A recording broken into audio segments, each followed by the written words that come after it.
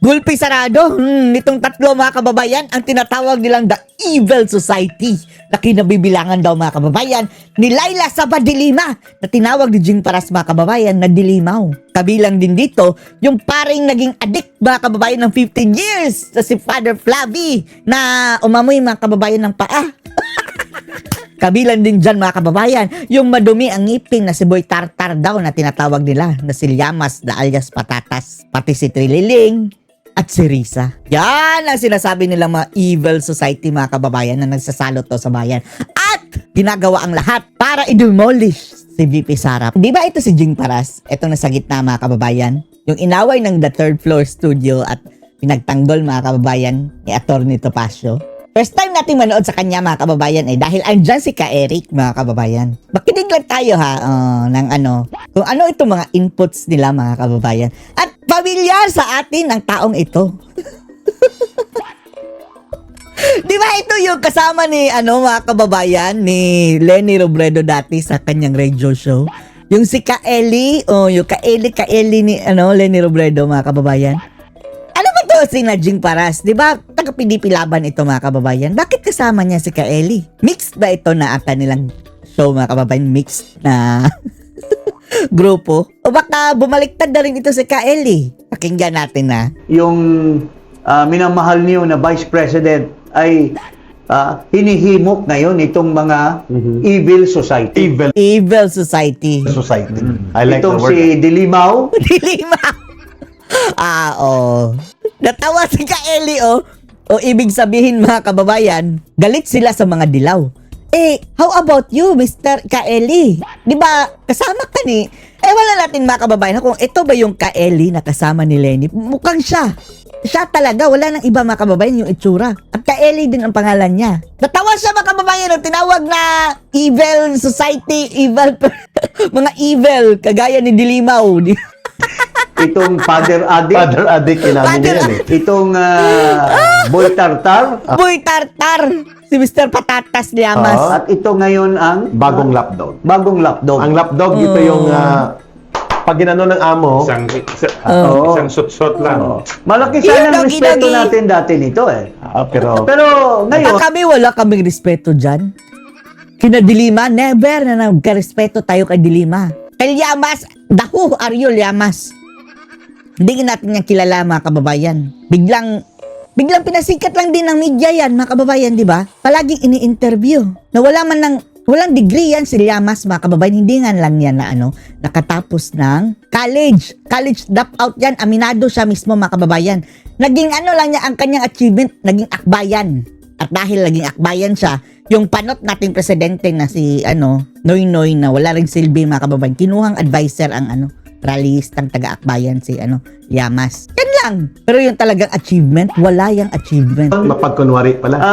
maliban doon sa sinampan nilang plunder case, Na walang kakwenta-kwenta. walang kakwenta-kwenta, walang ebidensya, gusto pa nilang mag-fishing expedition. Fishing.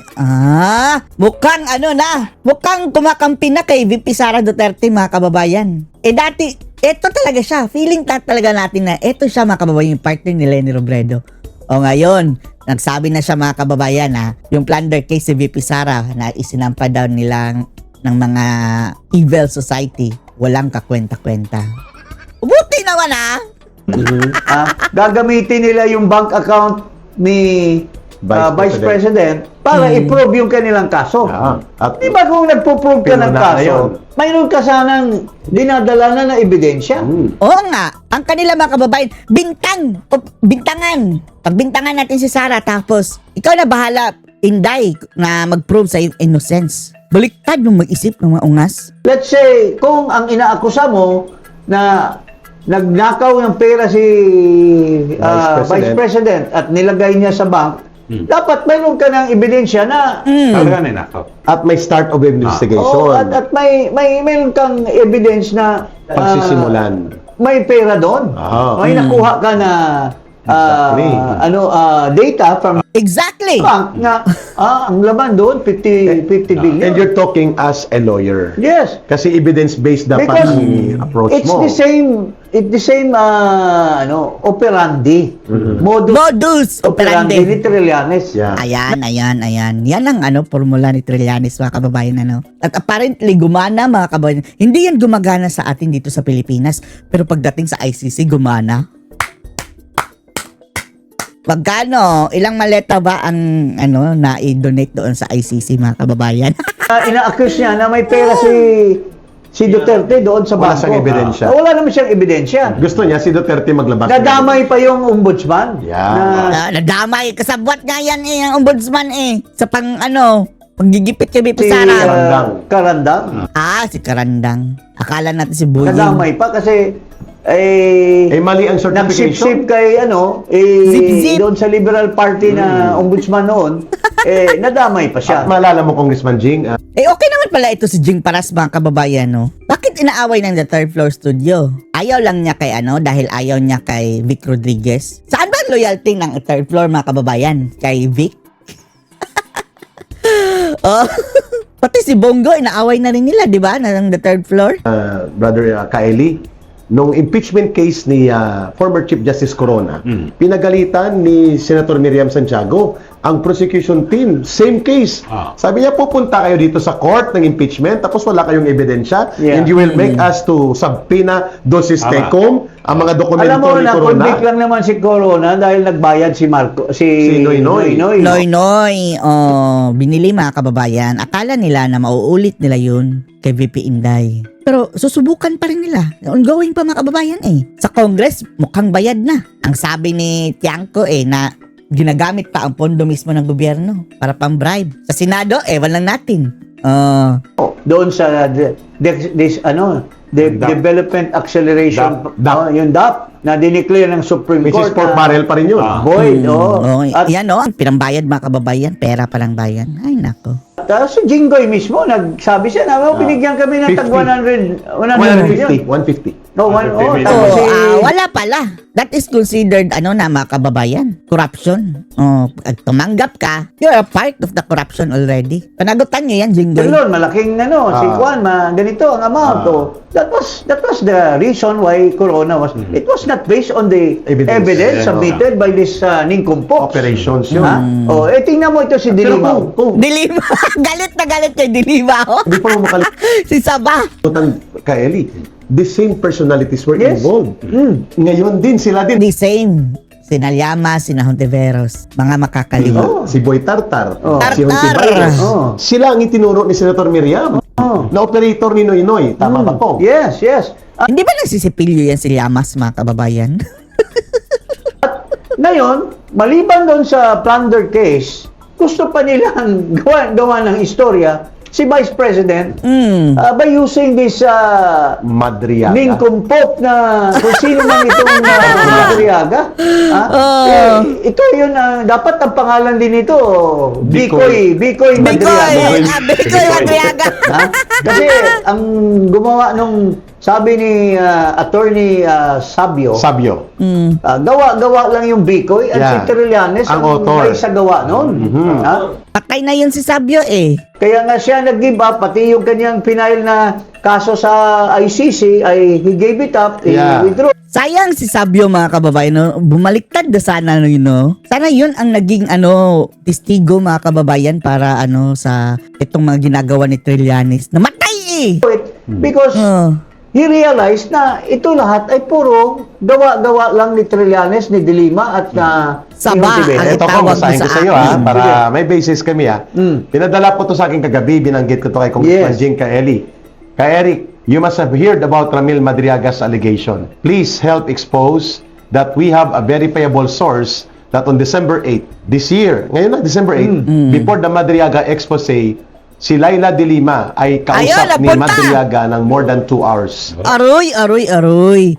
Kung dati-rati, mga kababayan, ang pinupuntahan ni Dilima, bilibid. Yung mga preso. Ngayon, ginawa na naman ni mga kababayan yung kanyang dating Para gawi. ayusin ang kanyang affidavit. At ito ay verifiable sa jail officers ng Bikutan Camp Bagong Diwa. Oh. I am very sure Ayan, about si Saba mga kababayan, napupunta na naman sa para, ay nako. Kaya nga siya nabibintangan dati mga kababayan na umiskor mga kababayan sa mga preso dahil DOJ Secretary nagpupunta doon mga kababayan. Ngayon, nagpupunta na naman. the information kay Eric. So, Sorry, Jonelle. Mayroon ng bagong Jonelle. Si Ramil, si ang bagong Dilibaw na Jonelle. naman, itong bagong chicks ng isang, ano mo na, Bagong chicks si Ramil. na maski The running away priest. sa Bisaya pa, kuyos na, kuyos. Kung parang nang napasas mga kababayan. Kuyos na, Oh, kuyos. kasi matanda na yan, sa katakata. Oo nga. Tapos grabe no. Si Dilima mga kababayan, nakakadiri yung mga pinagsasabi mga kababayan na wag nyo kaming pagnasahan o ganyan-ganyan. Feeling talaga niya mga kababayan na pinagnanasahan siya. Wala kang salamin sa bahay ninyo, Dilima. Kami ang nasusuka sa'yo. Takbo niya, itong pare na ito, sa kakatakbo, kuyos na. Tawag sa kanya kong the running priest, pero ang tawag ng marami sa kanya na mamamayan, the pestering priest. Pestering. Yung si Robert Reyes, kabaong. Kasi he Kasi pesters a lot of people.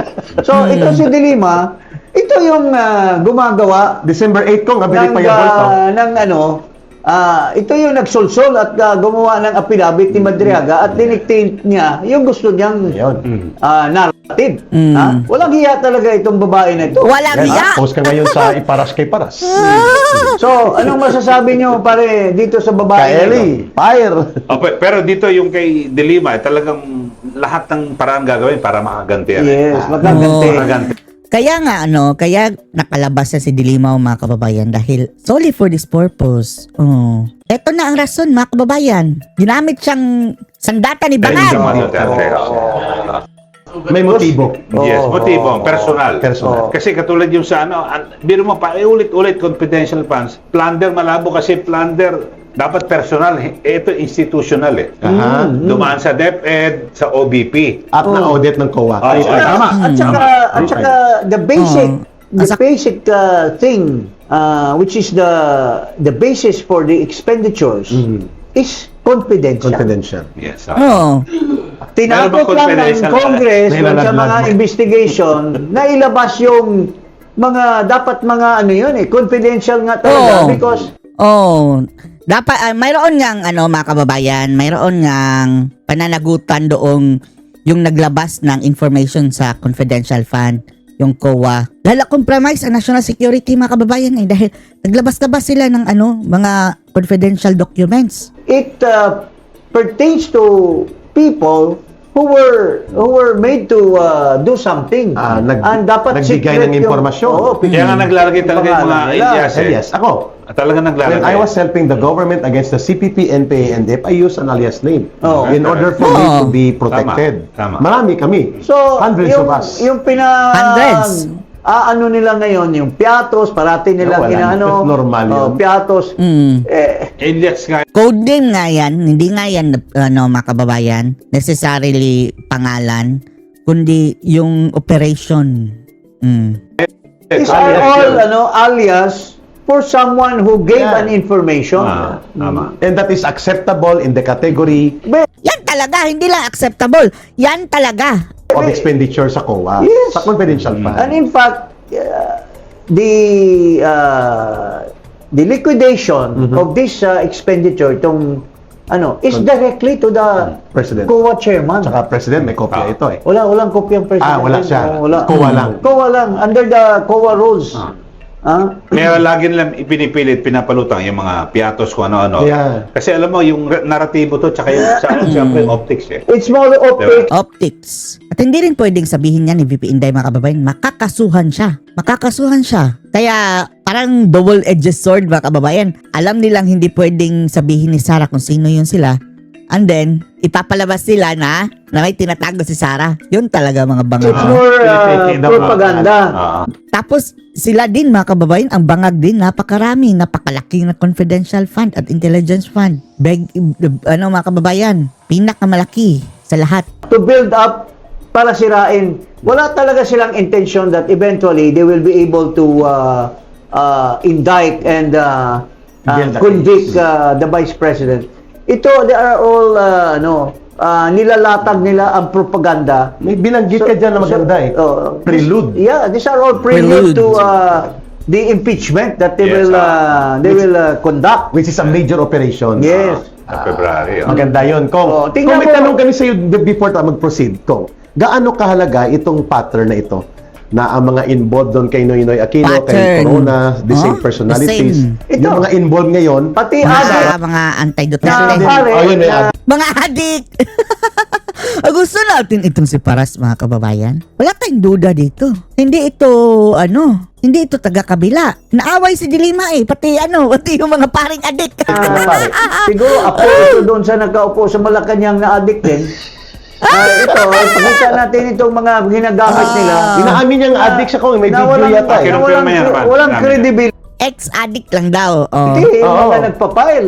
Ito. Sige nga. Ano po yung drugs na ginamit mo, Father? Lahat. Shabu po? O bago pa mag-shabu? Pari ka na noon? Siyempre, hindi pa ho. Sinungaling yan, mga kababayan. Paano siya hindi naging pari na 15 years tapos nag-umpisa siya, mga kababayan, 16. Sinabi lang na niyang nag-stop siya dahil na pari na Hindi ka pa pare. Natural po. So, Natural. 15 years. How old ka nag-start gumamit na shabu? Father, ako sagutin niyo. Mr. Chair, simula po ako ng 16. 16 plus 15, 31. Tapos gumraduate siya, mga kababayan, 31 din. 16. Imposible, biglaan kang nag-stop. Long term ka, mga user, mga kababayan. You cannot stop na ganyan-ganyan na lang. Opo. 16 plus 15, that's 31. 31. Kailan ka naging pare? 2006. 2006. edad mo? How old were you? 2006. 31 ho. 31 din. Napaka mga kababayan. Booking, no? Huwag niyang sabihin na naging mga kababayan, nag-stop siya dahil naging pari na siya. Kapag ganyan ka na, long term na addict, mga kababayan, hindi ka basta-basta dahil mamamatay ka, pwede mo ikamatay ang side effect na yan. Kailangan na yan na rehab. 31. So meaning, Oh. nasa loob ka pa ng seminaryo, gumagamit ka na sa mo. Magdi-deny yan. Pero huling-huli na. Kung tinatawag na relapse. Tinatawag na relapse. Kahit mag-relapse ka pa, bakit nasabi mo? Hindi niya napaghandaan yan, mga kababayan. Na booking ang dating. Mr. Chair. Relapse. So, relapse. Ang tinatanong naman nasa loob ka ng seminaryo, tapos sasabihin mo, relapse. Ibig sabihin, Walang lusot, mga kababayan. Booking na booking. nagsasabo ka pa rin. Kahit pa rin. Oo. Yan ko na yung konting Sabi ko. pinagdadala. Tapos ang sabi pa niya, mga kababayan, kami naman noon hindi naman kami violente. Laugh trip lang daw ang kanilang laugh trip. Pinagdanda mo lang relapse. Ikaw, hanggang ngayon, nag-laugh trip ka pa rin, Flabi. So, ibig sabihin, baka lang naman. Nagsasabo ka pa ba rin o hindi? Oo. Ang word na sagot, Relapse o hindi, nagsasabo ka. Ang relapse, bumalik. And who is this guy?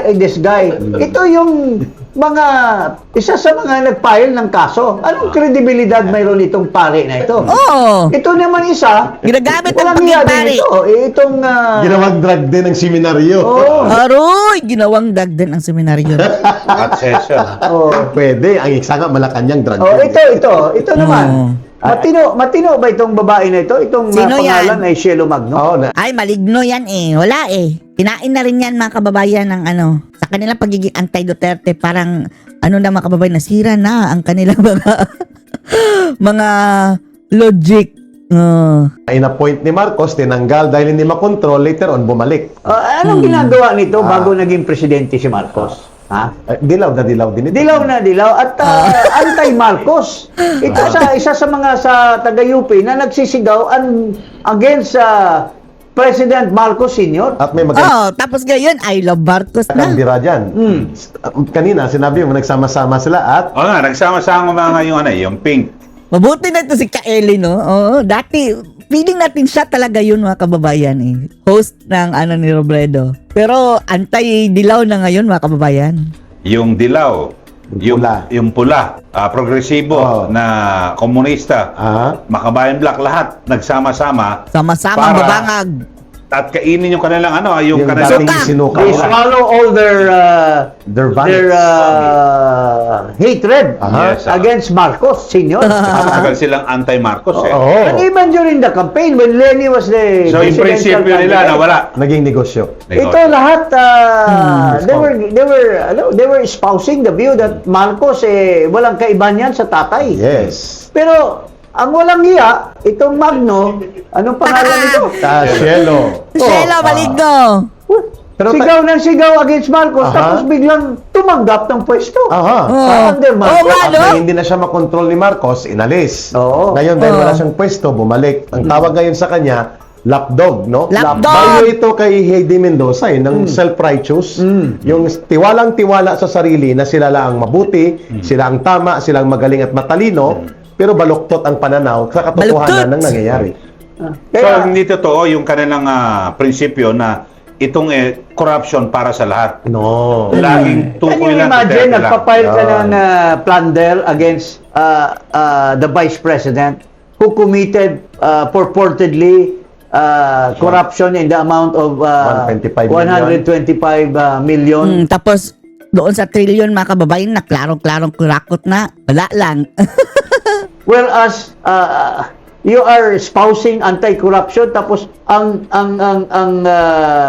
Kay Marcos. kay Marcos na 1.4 confidential trillion. fund at saka Intelligence fund. is 1.2 trillion. Lahat-lahat. Hindi. Billion lang ang intelligence at at confidential. Pero yung kanilang nakulimbat mga kababayan, trilyones. 9 billion. 900 billion every year. 9 billion. Oh, 9 billion. So mula 22 9 hanggang billion ngayon. every year. Trillion na. Ilang trillion? Trillion na. Trillion. Ay, hindi. Baka ba technical na naman kayo dyan ha? Ang nanakaw na budget mga kababayan, trillion. Pero yung confidential, around the billions lang. Oh, tapos walang liquidation. So, Wala. bakit hindi sila tinutuon nila yung kanilang Sila Shelo Maligno? Wala yan eh. Nasira ng utak niyan mga kababayan dahil sa mga Duterte, sa kanilang hatred. kung Dahil galit na galit dahil baka kapag maupo na si Sara, wala na. Goodbye. Goodbye mga anti-corruption Alam niya kayo, you have to be fair and Lahat kasuhan. kasuhan. Si BP gusto Pero kasuhan na-obvious lahat. tuloy kasi gusto lang nilang i-eliminate si BP para ang ambisyon nila na magkaroon ng presidente uli Mula sa hanay nila. sa hanay nila ay matutupad. Pero, paano wala naman silang kandidato? Ito, si Paring Eli, best friend niya si Lenny Robredo. Ay, oo nga, siya talaga mga kababayan. Best friend ni Lenny. pero sila Dilima, parang inaaway na rin nila mga kababayan. Matino naman yun kumpara kay Matino. Magno. Oo. Matino yun si Lenny Robredo. Yun dapat ang talagang maayos. Tino, lalutang lang. Wala tayong believe kay Lenny. Siya talaga. Ano kaya kung magbabangga si Lenny at Sara? Si Paparash mga kababayan. Jing Paras. Baka Sara na yan eh. Si Lenny mag-aaway ang magkaibigan. Na kandidato Aha. for their side. Pero kung yung na magbabayad ng mga testigo para ipapatestify, yun ang maging kandidato, tapos nagsisinungaling, wala daw siyang insertion, Liar. tapos Aha. na tuklasan nila Tunying at ni ni Jerry Jerry Baha na 3.1 billion pa lang yung insertion. Si Rentiveros. Flood control, 750 million. Bakit kung matino ka, bakit may 750 flood control project ito? Tapos tapang-tapangan niya lang. Oo. At ito sila po ang mga grupo na kasama ni Magno, ni Father Adik at ni Boy Father Tartar. Adik. Father Adik. Kilala niyo na po si Boy Tartar, no? Yung pinagtampuhan ng Pakita mo na toothbrush. uli yung itsura ng boy. Magsipilyo ka. Nakakatawa yun si mga kababayan na si Robin. Ang sagot niya kay Tartar mga kababayan, magsipilyo ka. Ito po yung ini-interview araw-araw. Oo. At ang kanyang Kasi inaatake si hindi Sara nakita ni Duterte. Paring Eli yung pagmumuka nito si Boy Tartar eh. Tignan natin yung hilatsa. Tingnan mo, Sa pero pagmumukha pa lang talagang may term ka na maganda eh. Ikaw na makadeliver niyan eh, tungkol sa kanya. a face that only That even the face that even a mother could not love. Grabe. Ay, Tartar. Tartar pa more. At Ito- saka ang lakas ng loob na Na mamili ng bold na DVD. Daw sabi ni ka Eric magkaalam natin DVD lang yun pero hindi natin inaasahan mga bold pa pala. magpa-interview Scholar, at magpapakita ng Political analyst. May gilas analyst daw eh. Scholar. Ito magandis ka lang naman eh. Oo. Tartar eh. Tartarismo. At ito ay paid ha, may bayad po ito. Ay, ang laking PR 1 billion money a month, a year. PR money na PR ginagastos dito. Kasi kung walang PR money yan, baka So, mayroong nag-i-sponsor kay mga kababayan na magsalita yan si Tartar Boy. Para gawing analyst sa mga TV. Diyos ko, Lord. baka hindi makatuntong yan sa isang stage ng channel. Apo, ulit ang sinasabi niya, anti-Duterte, dahil siya umiikot. Tingnan mo itong Tapos, Ayan. tapos ang sabi niya mga kababayan, ang tatay niyong karton. Karton. Karton lang daw si Tatay Digong mga kababayan natin. Ang sabi naman ni Doc Badoy, ang karton na yan, mas marami pang nagmamahal sa karton na yan kaysa sa kaysa sa Llamas. Dahil sabi ni Llamas mga kababayan, hindi naman daw yung si Duterte, karton lang daw. Tapos sinasamba daw natin mga kababayan. At pagpalagay natin hindi yun si Tatay Digong talaga. Hindi naman talaga, karton lang talaga yun mga kababayan. Pero mas marami pang nagmamahal doon, Llamas, kaysa sa'yo. Animal ka, patatas ka. Ayan may tinga pa Tartar May talaga tinga. yan. Ito yung mga May magkakasama. tinga. Si May tinga pa. Lapdog, si Dilimaw, Si Byron. Dilimaw. si Hunti Virus, si Boy Boy Tap- Addict na pare. Boy Addict. Si Pestering Priest. Si Pestering Priest. At saka Pestering priest si Kabaong kasi Reyes. yung The Big Joke Trillanes. The Big Joke Trillanes. Kasi everything about him is joke. Trililing. Sa pangalan pa lang, Trililing eh. The Big Joke Trillanes. So, yan po mga kababayan, kayo ba dyan sa Mindanao? Kayo ba dyan sa Visayas? At saka Sa abroad, nang nanonood sa sa atin mga ngayon. OFWs, nagpapaniwala ba kayo dito sa Ay, walang naniniwala dyan. mga Universal yan mga kababayan kung anong nararamdaman natin dito. Tsaka rin siya rin nararamdaman ng ilan, yung karamihan. evil society. society na ito? Evil society, mga pangit pa talaga mga kababayan ang nahalata natin.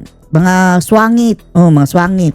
Na gusto lang mag-take advantage dahil may pera na pinapalabas siguro yung taga Malacanang sa kanila para gumastos para yung propagandist na nagpipretend na political Okay naman pala ito si Paras mga kababayan. Bakit inaaway ng the third ay floor? magkaroon ng audience. Every day, ha? Dapat lumaban na lang sila ng patas. No. Sa 2028, kung sino gusto nilang kandidato, ilaban nila. Oo nga walang siraan mga kababayan. Hindi lang, okay lang manira, pero wag yung gamitin mo pa ang gobyerno talaga para lahat ng paraan sa gobyerno para i-disqualify, i-demonize. Papakita na lang kayo ng inyong abilidad. Papakita nyo kung anong kaya nyo. Hindi yung painting mga kababayan. Nagbabato sila ng putik para lang magmukha sila malinis. Baby Sara. Akala siguro na kung magbabato sila ng putik mga kababayan mo, lilinis na ang tingin natin sa kanila. Diyos ko Lord. Diba? Yun ang tamang proseso. Sinisiraan nyo yung yan yung mahal ng taong bayan eh. Tsaka yung totoong issue, Ang best friend ni Lenny, hindi si Sara Duterte. Ang totoong issue, yung sindikato ng pangungurakot at pandarambong na pinamumunuan ni Marcos at Pero Romualdez, tahimik sila, Brother Tahimik Kaeli. lang. Congressman Jing. So, yun lang mga kababayan. Okay, maraming salamat po, mga Tapusin na natin to, sabi ni ang best friend ni Lenny, mga kababayan. kababayan. Okay. At least, mayroong best friend ni Lenny dyan, at least, akala natin papalag. Pero agree din siya, mga kababayan, agree din sila. Hindi niya iaaway si Sarah. Good job naman ka, Eli. At least, bagong buhay ka na. Anong masasabing dito, mga kababayan? Post your comments below.